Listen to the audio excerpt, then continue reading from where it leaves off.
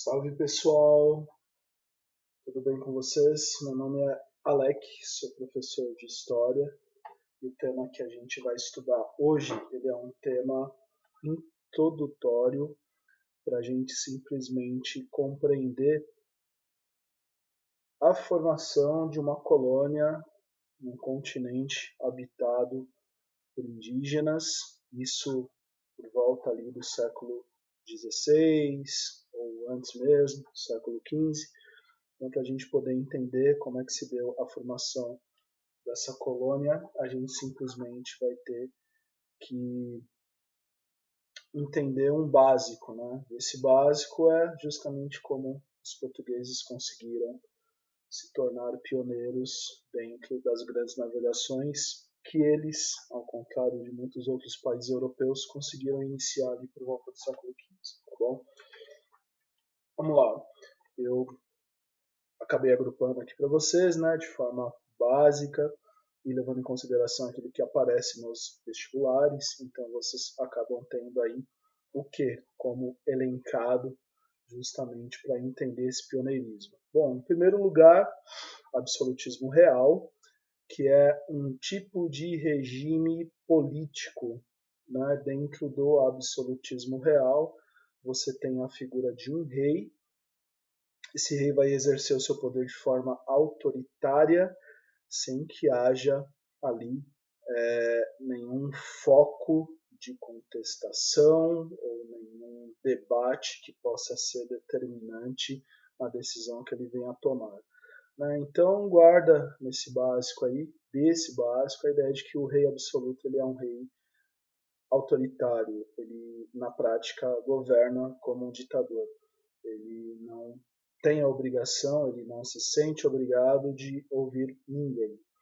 É importante, né, esse tema dentro do tema das grandes navegações e do pioneirismo português, porque quando a gente olha para a Europa, né, tirando ali Portugal, a gente tem países onde a igreja ainda, dentro ali do contexto da Baixa Idade Média, que vai do século XI até mais ou menos o século XV e XVI, a maior parte desses países europeus ainda tem a igreja como principal poder político. Né? Portugal acaba conseguindo, de forma pioneira, de forma bem precoce, já ali por volta do século XII, século XIII, né? Um processo que vai acabar desencadeando um processo de centralização política, ou seja, um rei vai concentrar poderes, tirando poderes de quem dentro daquela sociedade tinha poder, que no caso eram os nobres e a igreja. Tá? Qualquer dúvida, depois dá um toque que a gente fala a respeito. Outro ponto importante para a gente entender o pioneirismo português é a aliança do rei absoluto com a elite mercantil. Tá? Essa elite mercantil ela pode ter vários nomes aí, né, dentro dos livros que vocês forem ler ou dos vídeos que vocês ouvirem. Elite mercantil, não se esqueçam que é o nome que a gente dá para a burguesia, que eu faço questão de chamar de burguesia comercial para que não haja uma confusão quando vocês forem estudar Inglaterra dentro do século XVII, porque ali surge também uma burguesia, só que essa burguesia é de outro tipo, no caso industrial. Bom, essa elite mercantil, essa burguesia que a gente está estudando dentro do pioneirismo português é a burguesia comercial, tá? Então o que acontece? Você tem a aliança de um rei, né, preocupado em simplesmente acumular riquezas, com uma elite mercantil que tem a mesma preocupação, tá? Essa elite mercantil e esse rei absolutista, eles vão se organizar então para buscar dentro ali do contexto do século XIV, XV, uma atividade que seja amplamente lucrativa e que possa possibilitar a essas duas classes sociais um acúmulo mais rápido de riquezas, tá? E a atividade que eles acabam encontrando é justamente a prática do comércio de especiarias. Não custa lembrar que o comércio de especiarias ele vai ser um dos elementos muito importantes já ali a partir do século XI, elementos importantes, né, inclusive para gerar uma riqueza circulante dentro do continente europeu, que vai promover uma série de fenômenos como o renascimento comercial, que vai desencadear inúmeros outros renascimentos, né, renascimento urbano, enfim, né, renascimento cultural, depois ali por volta do século 14, 15, 16, né? Então você tem uma série de processos que, de certa maneira, estão conectadas com o comércio desse tipo de produto que era altamente rentável para quem o controlava. Tá? Então, o rei de Portugal, a burguesia comercial ou elite mercantil olham para essa atividade e guardam um grande desejo de simplesmente praticar esse comércio, tá bom?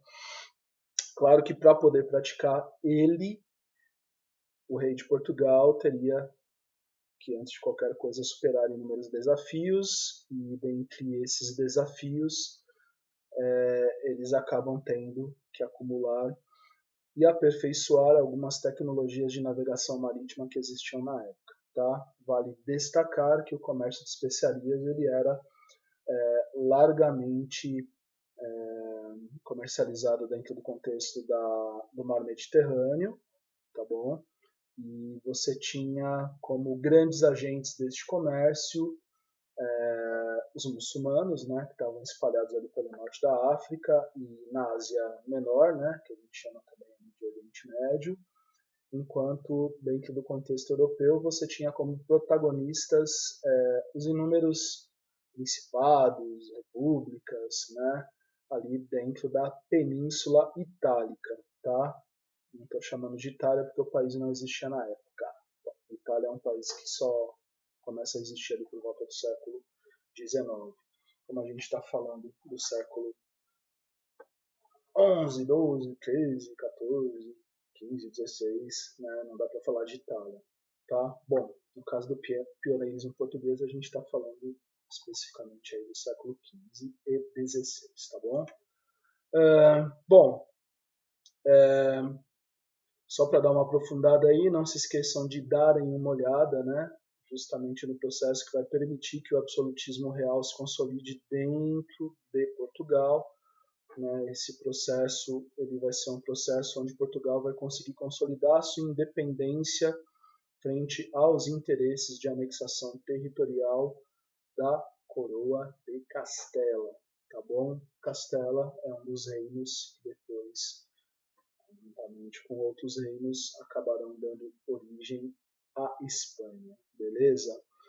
Então a Revolução de Aves vai ser um momento importante, onde justamente o rei de Portugal vai, né, consolidar essa independência de Portugal. No caso é o Dom João, mestre da Ordem de Aves, e ele vai contar justamente com o apoio da burguesia comercial portuguesa e com a adesão de grandes setores da sociedade portuguesa.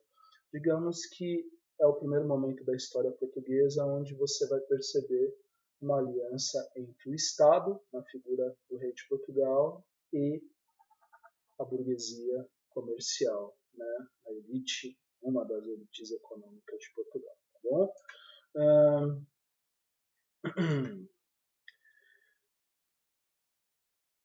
Bom, como eu disse para vocês, né, essas especiarias, e aí é importante destacar, elas são produtos que tinham um grande valor econômico dentro dos mercados europeus, dentro dos mercados asiáticos. Basicamente, todos esses nomes que vocês estão vendo aqui é o que a gente chama de especiarias, né? Algodão, pau-brasil, cravo, canela, né? Seda, porcelana, tudo isso que vocês estão vendo aqui são nomes de especiarias que os europeus, né, como eu disse para vocês aqui da Península Itálica, a cidade de Gênova e Veneza eram grandes protagonistas aqui dentro do mar Mediterrâneo desse tipo de comércio.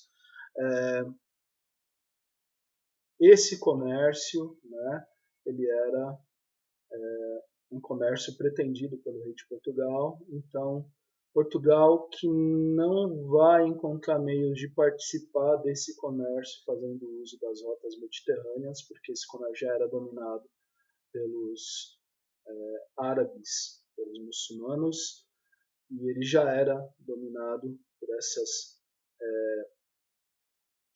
cidades, principados, repúblicas da Península Itálica.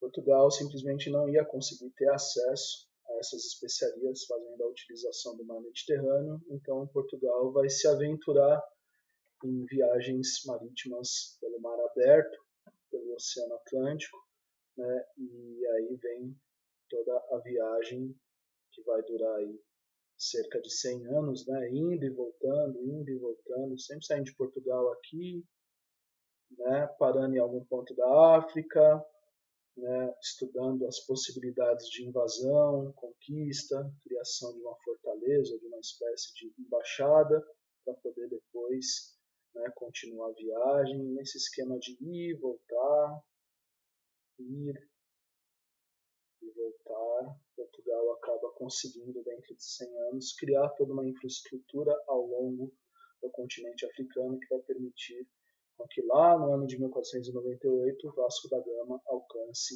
as Índias. Tá? Bom, deixa eu ver o que mais aqui. Tá tudo, gente, muito bem descrito para vocês, tá bom? Vale a pena dar uma olhada.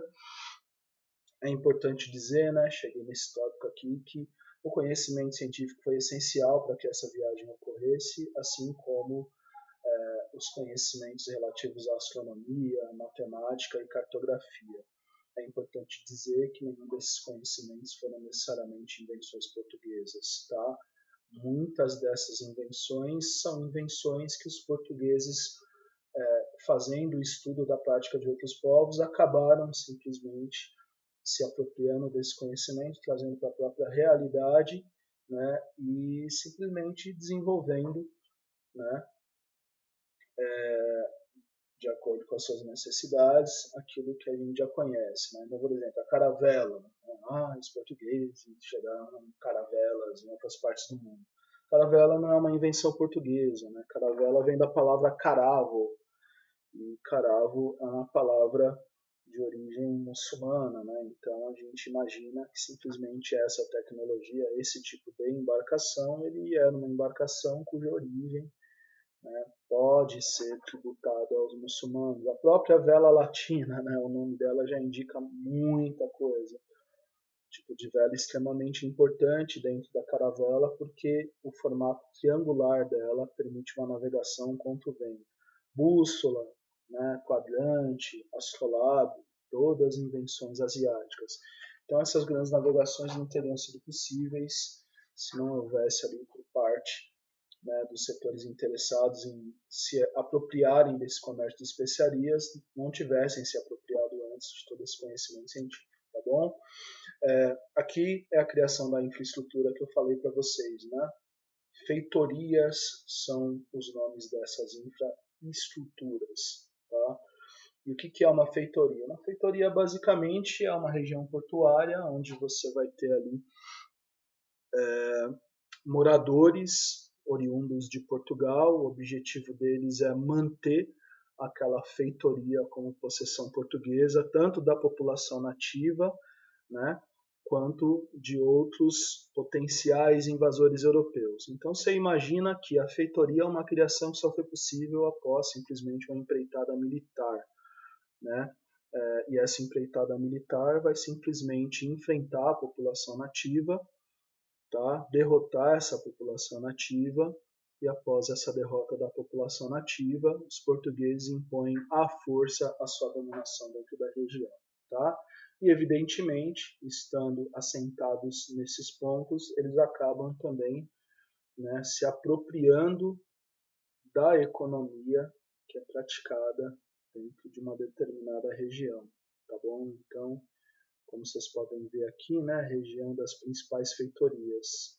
Nesse mapa aqui está mostrando o quê? Que, olha, mesmo a feitoria estando no litoral, existe um alcance desses portugueses que estão no litoral das atividades que são praticadas no interior. Não que necessariamente portugueses estejam entrando para o interior, mas é aquela história, né?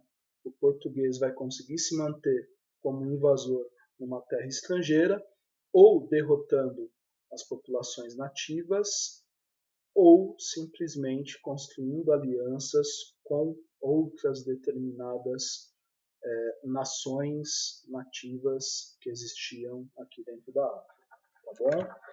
Então é isso, galera. Aqui tem um mapa onde vocês podem ver, né, essas feitorias. e ao mesmo tempo aí o ciclo de exploração oriental, muito praticado por Portugal, tá bom? Dentro ali de 1500 a 1532, né? E aqui uma imagem daquilo que seria uma feitoria, perfeito? É a construção de uma fortaleza com a infraestrutura do porto, com canhões posicionados para evitar que europeus simplesmente usem dessa infraestrutura, né? O único europeu que poderia usar, dentro da visão portuguesa, é o próprio português, beleza? Então é isso, meus queridos e queridas, fiquem bem, qualquer dúvida, chama o Pro, a gente conversa. Um forte abraço para vocês.